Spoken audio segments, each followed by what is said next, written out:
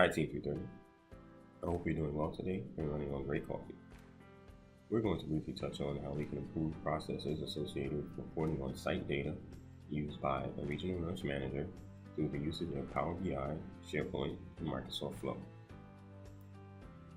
In our scenario, a regional nurse manager has already developed a dashboard using Power BI, where the team monitors the number of sites managed.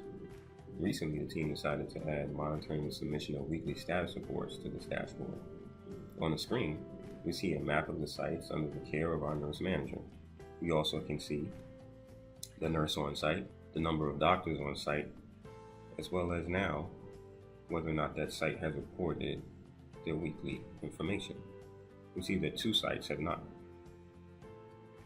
In a process developed to add automation, the team has developed a SharePoint site that includes a document library, as you can see here on the left. Once the status report is uploaded to this library, the approving authority, who in this case is our nurse manager, receives an email similar to the one on the right and can approve the submission. Using these tools in this way improves collaboration and centralizes the location of files.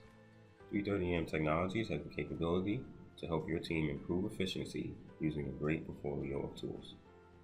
Please contact us for more information. Thanks for watching.